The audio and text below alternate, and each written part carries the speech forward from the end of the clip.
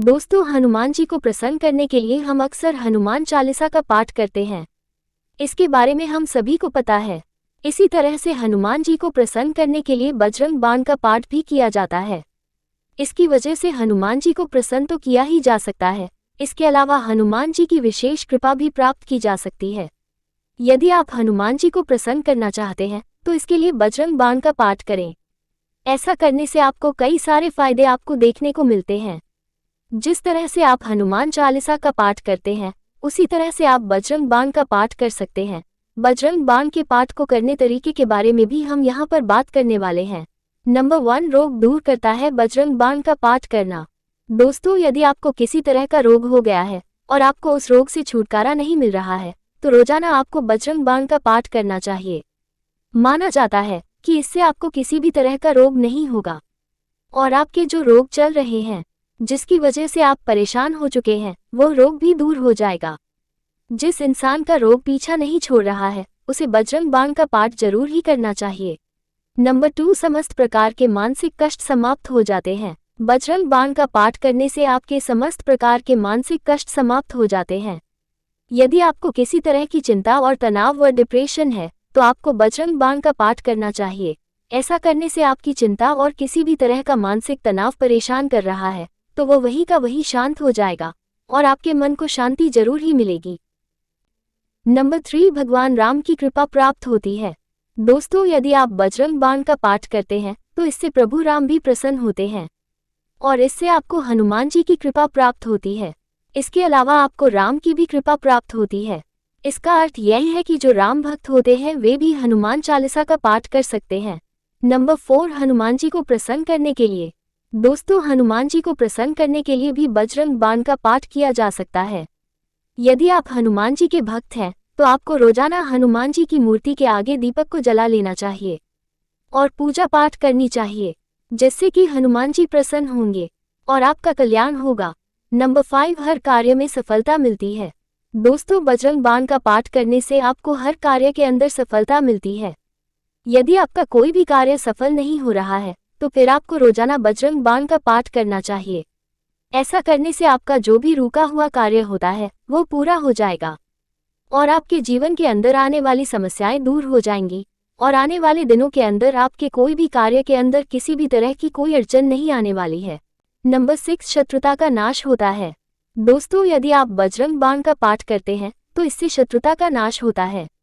यदि आपके बहुत सारे शत्रु हो चुके हैं और शत्रु आपको काफी अधिक परेशान कर रहे हैं, तो आपको रोजाना बजरंग बाण का पाठ करना चाहिए। यह आपके लिए काफी अधिक फायदेमंद होगा। आपके सारे शत्रु इससे आपसे दूर हो जाएंगे और आपसे शत्रुता छोड़ देंगे। यदि आपका किसी के साथ लड़ाई झगड़ा चल रहा है, तो यह उपाय आपके करने से आपका लड़ाई झगड़ा भी समाप्त हो जाएगा। नंबर 7, केस और मुकदमे के अंदर जीत। दोस्तों, यदि आपके ऊपर किसी तरह का केस या फिर मुकदमा चल रहा है, तो भी आपको बजरंग बाण का पाठ करना चाहिए। ऐसा करने का फायदा यह है, आपको केस या फिर उस मुकदमे के अंदर जीत मिल सकती है। इसकी वजह यह है कि आपकी शत्रुता समाप्त हो जाएगी या फिर शत्रु आपसे डरकर भाग जाएंगे।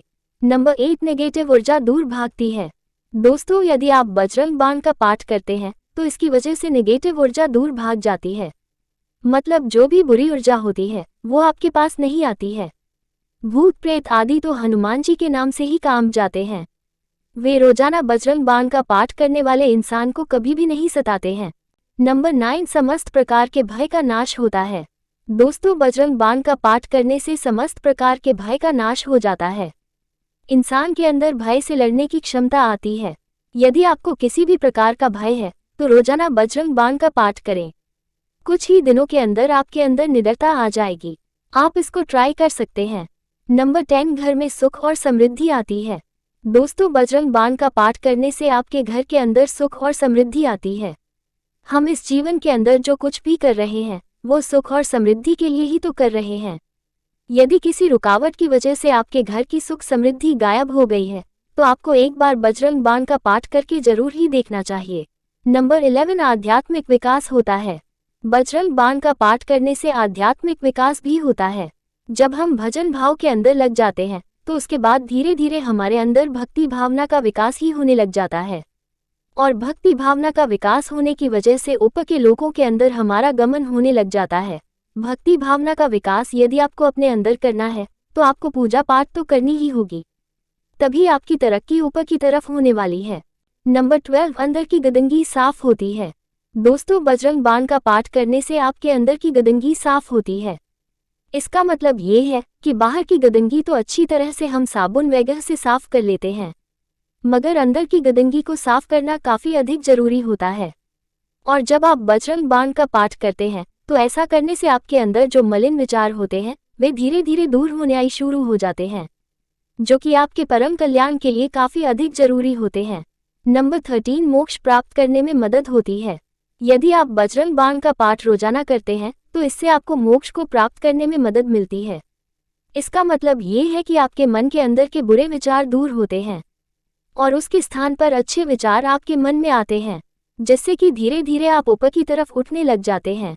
नंबर 14, बजरंग बाण का पाठ किस तरह से करना चाहिए। दोस्तों, बजरंग बाण का पाठ आप सही तरह से कर सकते हैं। सबसे पहले आपको बजरंग बाण का पाठ मंगलवार के दिन या फिर शनिवार के दिन आपको शुरू करना होगा। उसके बाद हनुमान जी की मूर्ति के आगे एक घी का दीपक जलाएं और फिर वहीं पर बैठकर पाठ करें।